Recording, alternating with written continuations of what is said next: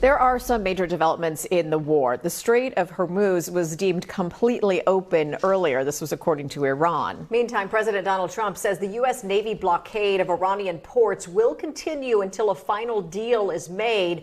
But that move could impact the strait if it stays open for commercial ships. NBC 7's military reporter Dana Williams has been tracking all of this. She's in the newsroom now with the latest for us. Dana.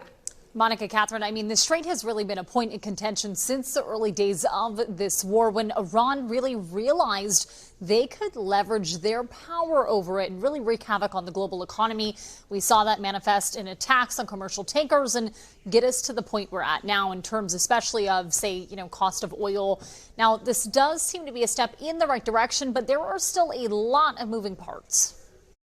The war in Iran is going along swimmingly, and it should be ending pretty soon.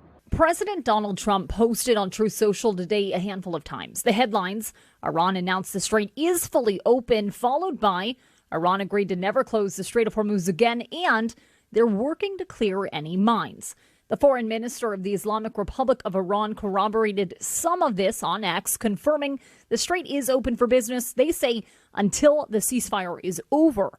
But on the other hand, the naval blockade of Iranian ports will continue, President Trump wrote in another post, until a war-ending deal with Iran is made. Blue Sky 4, this is U.S. Navy Warship 115. Request you return to original port of call in Iran. The strait is an international transit route for global goods and oil, but for weeks now, a fifth of the world's oil couldn't get through.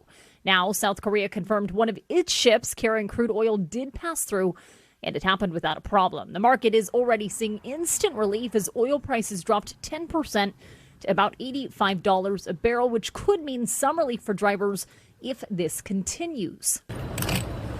All of this made possible through the 10-day ceasefire agreement in Lebanon Thursday that went into effect. Meantime, time is ticking on the 2-week ceasefire agreement between the United States and Iran. The president says the next round of peace talks could happen as soon as this weekend.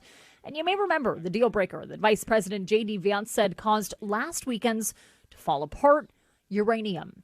The president posted that the United States will get all the nuclear dust, he says, meaning Iran's enriched uranium. Iran's foreign ministry spokesperson, though, said their uranium will absolutely not be transferred anywhere. Peace agreements are incredibly complicated documents. Darren Koo, the dean of the Kroc School of Peace Studies at the University of San Diego, explained he says the importance of taking time with a deal like this, especially right now when hostilities are on hold. The Iranians have every incentive to try to restore their nuclear program, to rebuild their missile capacity, to rebuild their military strength.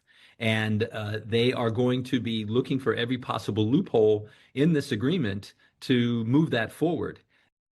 And it points today messaging on whether the strait was open or closed was changing by the hour. I do want to mention one other social media post just in the last 45 or so minutes from the Speaker of the Islamic Republic of Iran's parliament, who claimed the strait will not continue to be open because of the American Navy ship blockade, and that passage of the strait will happen with Iranian authorization and on a designated route.